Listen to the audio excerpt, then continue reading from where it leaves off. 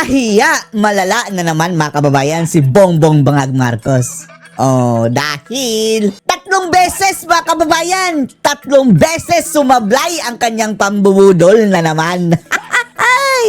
At gaya ng dati, to the rescue na naman mga kababayan ang kanyang pambansang aso na si Clarence Castro.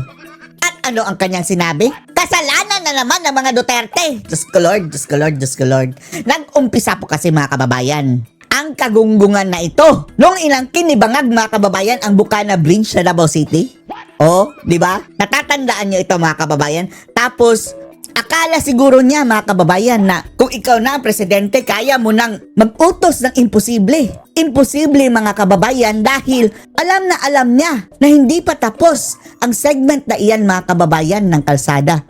Pero pinapabuksan na niya. Supposedly mga kababayan, ipapakita natin ha. Supposedly, eto mga kababayan ang itsura ng Davao Coastal Road. Sa makatuwid, eto na nga mga kababayan hanggang doon sa dulo.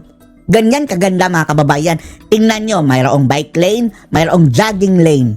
Magkabilaan po yan mga kababayan. Mayroon pang area ng gutter dito. Tapos may halaman. At supposedly, March 2026 mga kababayan, ang target na ma-open yung pangalawang segment ng Davao Coastal Road. Pero subalit datapwat, nung dumating si Bangag mga kababayan, gusto niya ora mismo, pabuksan na.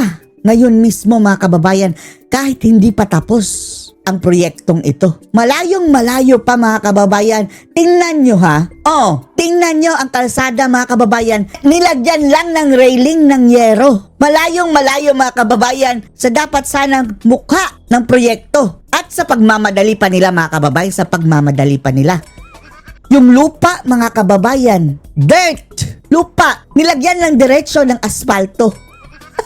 Para lang sa pagtalima mga kababayan kay Bangag na mabuksan ito ng December 15. Tapos, eto mga kababayan, sa gilid, supposedly gutter mga kababayan, mayroon pang mga open na kanal na mayroon pang mga bakal. Mayroong mga heavy equipments na nagtatrabaho pa mga kababayan. So, paano yan mabubuksan? Oh, tingnan nyo oh, ang sikipan ng kalsada mga kababayan. Tapos, paano kung dediretso ka dito? Matutusok ka sa mga kabilyang iyan?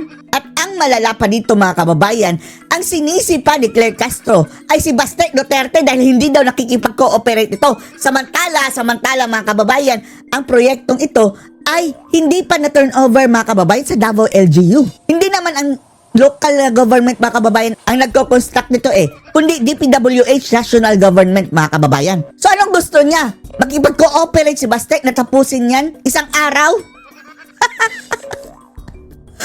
Bulok! March 2026. Dapat March 2026 tapos ipipilit nila talaga mga kababayan dahil pumunta na doon si Bangag, nag-inspect na. Hindi na puntahan ni Bangag ito mga kababayan, doon lang siya sa tulay na maganda na pa-picture. Walang ibang ginawa kundi magpa-picture at inangkin mga kababayan na kanya daw itong legasiya. Alam nyo ang ano yung legasiya mga kababayan? Pamana daw niya sa mga taga Davao at mga taga Mindanao mga kababayan ang tulay na ito sa kanila. Wala naman siyang ginastos ni kusing mga kababayan doon sa tulay. Kitam tong mga animal na to. Tapos ito si Baste ang kanyang sinisi mga kababayan bakit hindi daw na-open. So, passable yung two-lane. Paano yung mga heavy equipments? Lalong tatagal yan kung sa gabi lang magtatrabaho itong mga heavy equipments mga kababayan dahil kinaumagahan, dinadaanan. Pwede naman kasing daanan. Pwede nga, pero delikado. Tingnan nyo mga kababayan, tingnan nyo. Diba yero nga lang ang ginawang, mga kababayan, railings? Diyos ko Lord. Kailang umaga dahil hindi pa nga kompleto yung solar lights. Hindi lang lights, kundi hindi talaga kumpleto mga kababayan ng yung segment na iyan. Ito supposedly mga kababayan ang itsura ng finished product niyan sana. Tapos, ganyan pa ang itsura ngayon, ipipilit nila mga kababayan dahil kay Ngagba? Ha? So, pwedeng daanan, kaya yun ang pakiusap, yun ang unang agreement, yun ang initial agreement na magkakatulungan para maayos yung trapiko. Wag niyong ipilit like Castro. Hindi pa nga natapos, Kahit anong tulong dyan, delikado pa rin mga kababayan. And then, hindi na lang pinadaanan. Sabi ng regional office, Hindi na lang pinadaanan. Bakit kumambyo kayo? Kasi mga kababayan, nung pag-anunsyo nila, hindi na nila yan nakita. Akala nila mga kababayan na okay lang. Ganyan sila magmaliit mga kababayan eh. Kagaya ng 500 pesos sa Dolce Buena. Wala silang paki mga kababayan kung may madisgrasya dyan. O okay na yan. Pasalamat kayo madaanan. Di bali nang matusok kayo dyan. Oh. Kung Hindi na makapagsalita. So, hindi siya safe kasi walang ilaw sa gabi, ma'am. Hindi tayo may kaya wag mo na ng gabi. structural integrity. Pero kung papadaanan yung 2 lanes sa umaga, malaking ginhawa. Malaking ginhawa tapos disgrasya din. Meron pang mga heavy equipments mga kababayan dahil mayroon pang ng kanal dyan na hindi natapos. So, yung So, ano ang status ngayon? Pinagdadaanan ba siya? O Hindi. Hindi siya pinagdadaanan because we need the cooperation also. Oh, Ang cooperation between sa DPWH at sa LGU. Si Bastek na naman ang hindi daw nakupag-cooperate. Bakit? Trabaho ba ni Bastek yung ano niyan? Yung pagkanal dyan? Ikasali yan sa inyong trabaho mga ungas. So kung isa dito ay hindi pag-cooperate, hindi talaga madadaanan siya. So isa, si Bastek na yun daw mga kababayan hindi nakupag-cooperate. Kailangan ng kooperasyon para sa ikagiginhawa ng mamamayan. Ng Ikagiginawa, ikakadisgrasya. Bitiwan mo na kasi, bitawan nyo na kasi, clearing, yung mga guni-gunin yung akala nila mga kababayan, maso-shortcut. Maso-shortcut ang lahat ng bagay, kahit ano pa. Gaano ito kahirap mga kababayan. Yan ang gusto nila. Disgrasya ang ano mo dyan. the Kalalagyan. palace is concerned, premature ba yung opening o hindi? Talaga premature eh. Hindi nga natuloy eh. Kung madadaanan siya yung 2 lanes, hindi siya premature. Hindi premature. Bakit? O ngayon, bakit ang ending hindi pa rin nadaanan? Dahil hindi pa rin ready mga kababayan. Ano pinagbabawal ba, ma'am, ng LGU? Kasi na-mention ko, kailangan ng coordination. Walang ang LGU niyan mga kababayan. Walang hold. Ito isisisi nila kay Bastek. Ang concern lang naman ni Bastek mga kababayan ay ang kaligtasan ng mga dumadaan dyan dahil that will be a major highway mga kababayan pag nagkataon. Daang libo siguro mga kababayan ang dadaan yan araw-araw tapos unsafe. Kasi ang gusto ng mabuo yung sa solar lights hanggang pati gabi. So ang unang initial na agreement ay pwedeng daanan sa umaga. Sino kasi kinonsultan nyo dyan? So nga din mga kababayan. 5 p.m. So since contradict yung LGU, ma'am, Ayoko hindi sabihin mo siya- contradiction. So Kailangan hindi lang mo na natin is siya, cooperation. hindi mo na siya pinagdadaanan. Dahil walang cooperation. Dahil, Sinisi na si Bastek. kasi parang hindi agad pumayag na dapat may ilaw lahat. So dapat lahat complete. Si Bastek na naman mga kababayan ng kontrabida dyan. Paano mo yan lagyan ng ilaw, huy, ungas? Na maglalagay ka ng poste dyan tapos kinukumpuni pa. Sisirain lang din. Doble gastos mga kababayan kapag nagkataon. Doble gastos. Yan yung kalsada nilang asfalto mga kababayan na diniretso sa sa lupa. Ilang taon lang yan, wasak na yan. Tapos kukumpunihin na naman. National government pa ito mga kababayan na proyekto. Hindi ito proyekto ng Davao. Wala pong hold ang Davao dito. Funded ba ito na DPWH? Ito lang bahaging ito mga kababayan. Pero yung tulay, funded ng China. Pero itong mga DPWH ang may gawa, di ba? Tingnan nyo naman ang mga obra mga kababayan. Diyos ko Lord. When in fact, yung initial agreement is okay na sana. Para pang daanan. Mga heavy equipment. Yan mga kababayan. Ito bang sinasabi ni Bastek. Marami pang mga heavy equipments mga kababayan. Tapos ongoing ang kanilang trabaho. Lalong matatagalan yan mga kababayan kung mayroon pang dadaan na mga grabe, libo-libong mga sasakyan dyan mga kababayan Sa halip na maibsan mga kababayan, sangkatutak na traffic ang magiging resulta niyan dahil may mga heavy equipments pa Tapos yero lang ang mga bakod mga kababayan tapos doon mayroon pang mga kanal na open. Kinalot nga bangag sa drainage. Andun, may bangag pa nga daw mga kababayan. Sinong bangag dyan? Pero sa local dialect mga kababayan ng Davao, yung bangag is hindi si BBM. Pero pwede na rin. Pero ibig sabihin, butas, hole, bangag. Gitrabahong Rojas Exis. Kita nyo? Pwedeng diretso ka dyan sa mga kababayan. Sa kanal. Dugang sa mayo nga kung dunay mahitabo sa mga Davaoenyo. Sabi ni Bastek mga kababayan, Sa street kung lights, mayroong mangyayaring masama sa mga Davaoenyo dahil sa mga kakulangan dyan sa mga safety warnings, ang manubag. mananagot talaga ang Alam DPWH. niyo po, ang mga Pilipino, kahit na hindi niyo po ibahagi sa kanila specifics ng inyong ginagawa, basta Mabuti pa to si Anmar mga kababayan. Maganda ang kanyang punto Maganda ang kanyang punto. Kahit Kahit hindi mo pa ipagmayabang mga kababayan ang iyong mga proyekto, kagaya ni Tatay Digong, hindi niya inaangkin. Pero kung nakikita ng taong bayan, na-appreciate pa rin yan mga kababayan. Eto kay Bangag, hindi na nga sa kanya, inaangkin pa. Tapos, budol pa mga kababayan. 3 beses na budol mga kababayan ang mga Davaoenyo. Dito lang sa tulay mismo ha. Pero yung anunsyo ni BBM, una, budol na mag-open ng 15. Pag 15 mga kababayan, nabudol sila, postpone na naman. Pag 16, pag 16, budol na naman. Hanggang indefinitely mga kababayan, suspended ang opening ng section na iyan. Naramdam nila na merong pagkakaiba yung kanilang pamumuhay. Noon sa ngayon, bumuti yung kanilang pamumuhay. Abay, makukuha mo yung simpatya, makukuha mo yung mga papuri ng taong bayan. No need ipilit sa kanila na purihin ka, Bangag. Dahil kung talagang kapuri-puri yung ginagawa mo, mapupuri ka talaga. Pero kung talagang halatang kabalastugan, katambalustusan yung ginagagawa nyo, walang pupuri sa'yo. Hindi mo na kailangan na laging ipaalala, uy, meron kaming gagawin na ganito. Kasi the more na meron kang sasabihin na ganyan, tapos hindi mo naman tutuparin, the more imbis na makuha mo yung kanilang tiwala, Lalong nagalit. Salip ba kababayan na matuwa yung taga Davao dahil sa wakas magagamit na nila yung tulay? Nagalit pa dahil nambudol ang mga kabangagan, mga kababayan. the more na magagalit po yung taong bayan. Hindi po ba? Dito tayo sa ating main topic po mga ka-partners. Naalala nyo po, last week ba yun? 16 ngayon. Basta mga first week ata yun December.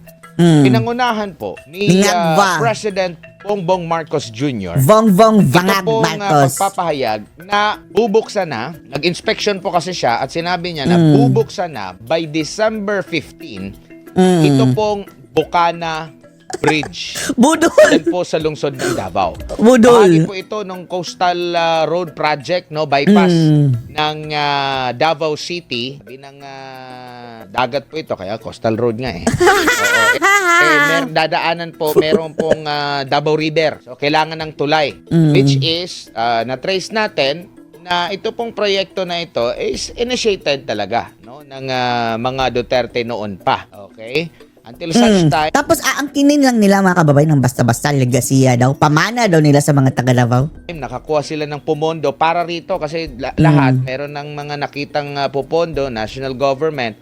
Itong tulay, yun nga, ang nagpondo po nito is China.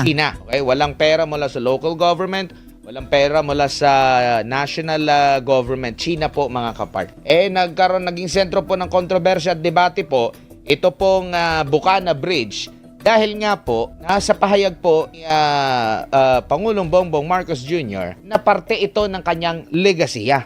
Di ba? Legacy daw mga kababayan. Ang ibig sabihin, pamana. Lord. Marami mga Davaoenyo ngayon yung nagtaka, Kapal. Legacy. Dahil kung i-trace ninyo, way back 2018 na inapahayag po ito. Naging debate pati ngayong Wala kang ang gastos dyan. Karpulin lang. Pro Marcos Legacy. nagsasabi, naipatupad yan 2022, napirmahan, naglagdaan po 2022. So talagang may ibabahagi. Pero kung gagamitin niyo yung critical thinking po ninyo mga kapartner, July ata nagumpisa yung pirmahan, notice to proceed niya. Pero bago pa yan mga kababayan, years and years before, doon ang mga kababayan, usapan, yung transaction, lahat ng mga kababayan, kasunduan. Nag-umpisa lang sa kanya mga kababayan. Wala na siyang ginawa. Nakatunganga. Sa makatuwid, ang mga contractors pa nga na mga galing pa China, mga kababayan, nagpunta dyan talaga. Sila mismo ang nag-construct. Wala pong taga DPWH mga kababayan. Meaning, ang mga national government, hindi na nakialam sa tulay. Wala naman na tayong narinig. Nung kakapanalo pa nga lang, nasa transition, meron na agad proyekto na kumbaga, namana lang niya. Pati yung mga proyekto naman po, namana lang niya kay Tatay Digong. So, ang point talaga dito mga kababayan, kay Tatay Digong yan na pamana. Pamana kay Bangag o ikaw na tumapos. Pero hindi ibig sabihin mga kababayan na si Bangag na ang may-ari. mga kapartners, yung iba talaga dyan, mag-overlap talaga. Yung iba, mapupunta doon sa halimbawa, lalo na kung naumpisahan yan medyo late, tinamaan pa tayo ng pandemya during that time. So naging late talaga yung implementation. Wala naman sigurong problema dyan. Pero nabanggit kasi niya, parte ng kanyang legacy project daw. Kapal. Kaya tumaas yung kilay ng ating mga kababayan. Lalo Tapos, na yung mga... nilalagyan ng pangalan. Bongbong Bangag Marcos, mga kababayan. Nilalagyan ng pangalan ng tulay. Nyo. Na ngayon, isa pa sa mga... BBM sentro legacy. ngayon, ng diskusyon at debate, lalo na sa social media. Nung binanggit din ng Pangulong Bongbong Marcos Jr. Nangagngag. na by kahapon, December 15, bubuksan na. Lord. Sino ba namang hindi magugustuhan? Kasi malaking tulong po yan. Biruin nyo sa dating isang oras may 2 oras Bukas sa disgrasya. na biyahe mula north. pa-north. Mababawasan mga 20 minutes na lang ata yung Kagaya ni mga kababayan ni Noynoy Panort. magiging biyahe. Kasi ang katotohanan po, dahil sa lumalaking populasyon, umuunlad, nung ikay babiyahe, hindi ka na dadaan sa pinakasentro mismo. Ngayon, nagkaroon ng kalituhan. Sinabi kasi sa post nila, alas 10:06 ng gabi, December 14, 2025, ito yung post DPWH. Okay? Kasi nga, excited na rin yung mga Pilipino. Kasi, Ang daming nabudol. Ang daming nabudol. Magagamit na nila. December 14, alas 10:06, nag-post po ang DPWH. Ang sabi nila, the Davao City Coastal Bypass Road Segment B, Tulip to Rojas, will be open to the public beginning tomorrow, Monday. Okay, so linggo po ito sila nag-post mga kapartner at sinabi, pinagmalaki nila na by Lunes, December Magagamit 15, na daw. 2025 at 5 p.m. bubuksan nila Boboksan. ang segment na yun. Ay, nako. Meron silang sinabi by December 14. Now ngayon po, kahapon, December 15, mga kapartner, nag-post po Postpone na naman. itong si Davao City Mayor Baste Duterte. No, sabi niya, DPWH will open only 2 of the 4 lanes of the Coastal Road Rojas exit today in compliance with the careless pronouncement of the President regarding its opening. The segment B of the Coastal Road Ang sabi nga ni Baste, mga kababayan, narito pala ang kanyang narito ang kanyang pahayag, mga kababayan. Basta ang sabi ni Baste, para daw bata itong si Marcos, mga kababayan. Childish. remains under the jurisdiction. So hindi pa po ito talaga formally tinuturn over sa LGU. Primarily, Tapos, anong sinasabi nito si Claire Castro na kailangan namin ng kooperasyon ni Baste. Wala nga jurisdiction si Baste dyan. Dahil under pa yan sa national government. because the project hindi pa nga tapos. According to DPWH, no, ito'y base po sa post ni Mayor Baste, all 4 lanes are scheduled for completion by March 2026. See, March pa. Sa pagkakaalam po ng local Pinipilit. government ng Davao, as per daw ng DPWH, 2026 ng March pa, bubuksan ito. Tapos ipipilit na ibuksan ngayon, mga kababayan, na prone to disgrasya. Yung 4 lanes magagamit. Bakit 2 lanes pa ang binuksan? Kaya nga, nagtataka sila na, bakit parang minadali ninyo? Hindi pa nga tapos. Sabi dito, during an inspection conducted by Davao City Road Project Advisory and Monitoring Board on December 14, it was observed that only 2 lanes were nearing completion. Hindi pa nga tapos pala yung 2 lanes. In addition, there are Hindi pa no tapos. street lights, Walang ilaw. Or- Walang mga signboards. safety and traffic signages installed at the Rojas exit. Members of Davao City Road Project Advisory Monitoring Board, DCRPAMB, also asked DPWH why Segment B would be open despite being unfinished. Nagtanong sila, bakit bubuksan na? Kasi nga, dun sa advisory, yung unang pinakita kanina, yung picture. Ipakita nyo nga yung picture na yung kanina. Kulang-kulang pa. Pinagmalaki nila na bubuksan na nila. Ayan, the Davao City Coastal Bypass Road will be open na.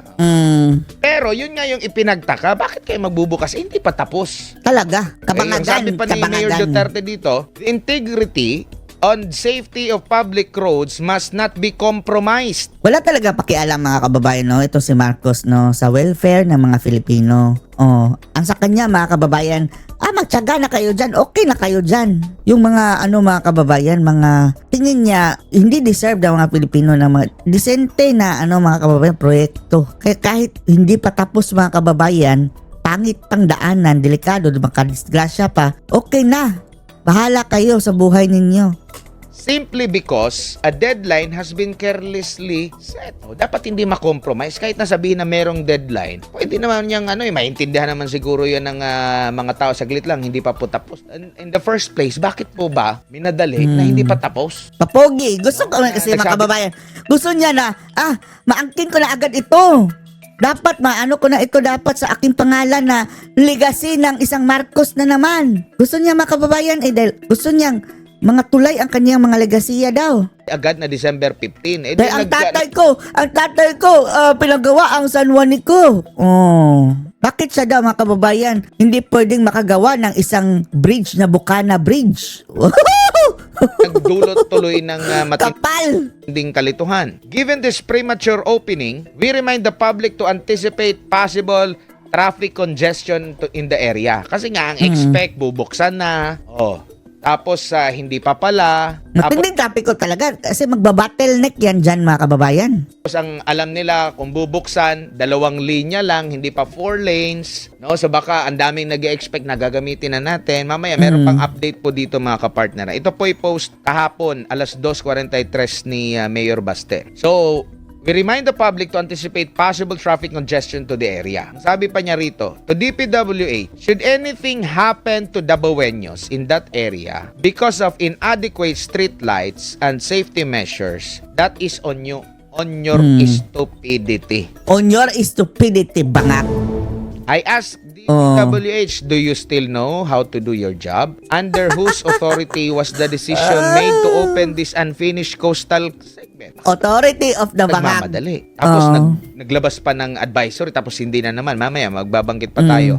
Update. 3 beses mga kababayan, binudol. Remember the faces of the people who were present and announced this premature opening. President Bongbong Marcos, Anton Lagdameo, Bongbong Leo Magno, Marcos, and Vince Dizon. Judith. These are individuals who appear more concerned with making themselves look good than with ensuring the safety of the Baweños. If they insist on opening it today, let them be, because the president behaves like a child.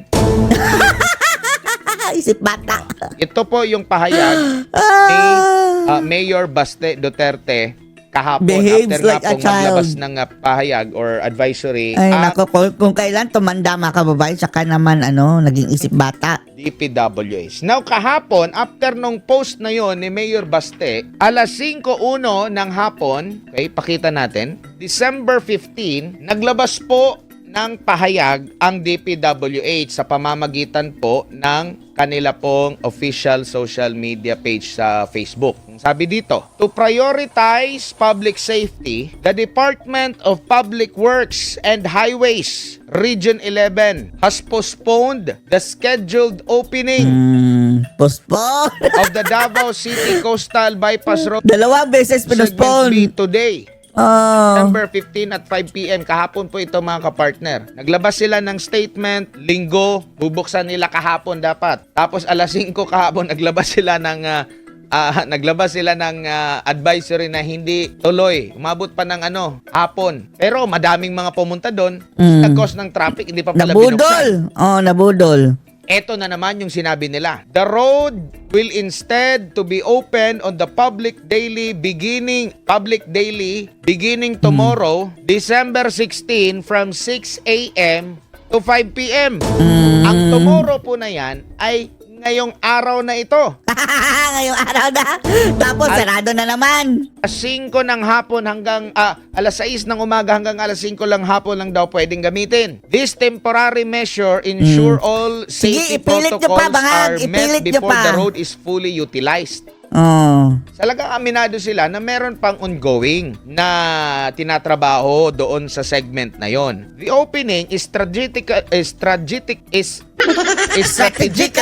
timed to immediately help ease traffic congestion in Davao City, particularly throughout the holiday season. Pero Gusto niya magpabango mga kababayan sa taga Davao. Kahit anong gawin mo dyan, bangag, wala ka ng makukuha ang suporta dyan sa mga taga Davao. Kahit pa'y tumambling ka, kumain ka ng durian na buo. ang idinulot po nito na mas the more nagka-traffic.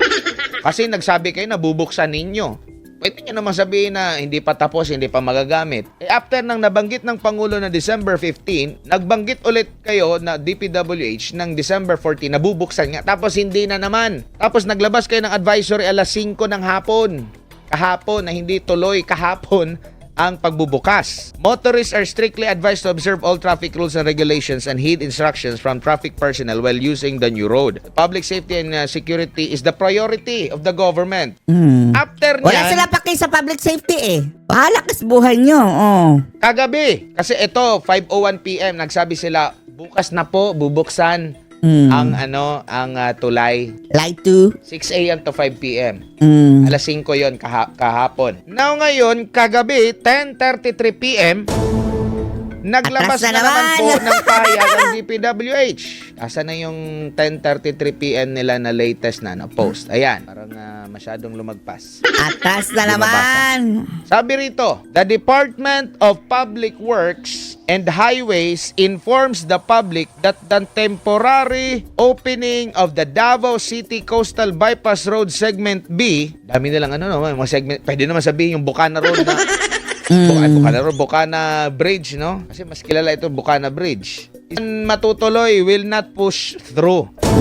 This decision was made in the interest of public safety as additional safety measures and assessments are still being undertaken to ensure protection. Tapos sisisihin nila si Basti, mga kababayan, na si Basti daw ang talagang humarang-harang. We Tuloy, hindi nakipag-cooperate. Ang mga vangag talaga.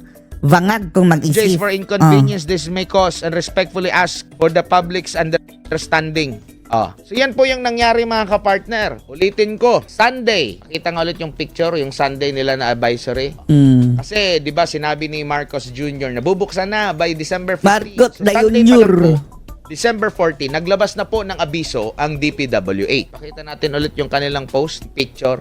At sinasabi nila, oy, 5 PM bukas magagamit na. 5 PM pa, hindi pa nga talaga umaga magagamit yung Tingnan nyo kabulukan nila mga kababayan na sabi ni Claire Castro, pwede naman gamitin umaga, 5 PM. 5 AM to 6 PM. Tapos ang opening initially mga kababayan 5 PM. Gabi na yan by December 15. Buksan alas 5 ng hapon tapos isarado 1 hour after pagka alas 6. After nyan, sunod nilang advisory. December 15 mga kapartner, naglabas sila ng pahayag. Ay, saglit lang, hindi po matutuloy. Hindi po matutuloy. Nung December 15, after po maglabas ng pahayag at pag-question itong si Mayor Baste Duterte, sinabi nilang hindi tuloy ngayon. Bukas na lang, alas 6, December 16, bubuksan. Tapos, ngayong kinagabihan, kahapon, naglabas na naman sila ng pahayag at sinabi na, ay, sorry, hindi po tuloy din bukas. Ay, bangag. December 16, which is Scholar. ngayon po mga kapartner. Kaya nga, may punto po dito, ang lokal na pamahalaan, saglit lang, nakita namin, as of December 14, hindi pa tapos. Bakit nyo Huwag niyong ginawang ipili. alanganin? Itong pagbubukas, marami pa palang mga hindi tapos. Actually, in fact, hanggang sa kasalukuyan, hindi pa po ata binubuksan, no? Bago tayo umere kanina, chinek ko Napa-aspalto sila ng mga kababayan malala sa lupa. yung Facebook ng DPWH, paki-out na po yan. Chinek ko yung DPWH na wala pa silang posting. Wala pa silang bago. So hindi pa talaga nagagamit. Pero may mga pumunta na doon na hindi nakabasa sa kanilang advisory kahapon ng gabi. Na hindi pala tuloy today. So maraming na perwisyo. Pero alam naman nila. In fact, ang LGU pa nga nagsabi na bakit hindi pa tapos? Ang dami pang mga dapat gawin. In fact, ang alam namin, March pa yung opening. Bakit minadali ninyo? So nga Kaya nga ang tingin ng mga Pilipino, hilaw at pampapogi lamang po ang ginawa. Pero meron pong pahayag. Hindi ko lang alam kung nabigyan ba ng kalinawan itong issue po na ito mga kapartner. Nagbigay po ng pahayag dito si DPWH, si DPWH Sino nagpatayo? Dizon. Pero parang dinownplay lang niya yung sinasabing premature, yung pagbubukas Ayaw pa umamin, no? Ayaw umamin, mga kababayan, ng mga gunggong. Bocana Bridge. Sabi niya dito, DPWH will always prioritize public safety pero kailangan din buksan na sa lalong madaling panahon. Bawab. December 14, nagsabi kayo, bubuksan by 15. Tapos December 15, sabi nyo, bubuksan by December 16. Oh, ang Tapos bubudol, December oh. 16, hindi pala matutuloy. Tatlong Bakit beses ng alanganin? budol. Oh, Bakit tatlong hindi nila lang beses sabihin? ng budol. Ano sigurong problema yan. Kaya sa panayam ko kagabi kay Konsehal Tec Ocampo, ang nabanggit niya, kaya naman mag-antay. At ang alam namin, mas pa talaga, marami pang ginagawa. Nagdulot kasi po ito ng kalituhan, mga kapar. Marami. Ito, nanggulo lang si Bangag, mga kababayan, no? Sinabi mo naman na Oh, December 15. nanggulo lang. Kita ng LG saglit lang, December 15, ba't marami pang mga ginagawa? Oh, tapos ang sistema pa is 2 lane yung bubuksan, hindi nga nabuksan pa yung 2 lane. Pero sabi dito na DPWH will always prioritize public safety, pero kailangan din buksan na sa lalo madaling panahon yung bukana na pamalaan. Balance yan, public safety and convenience.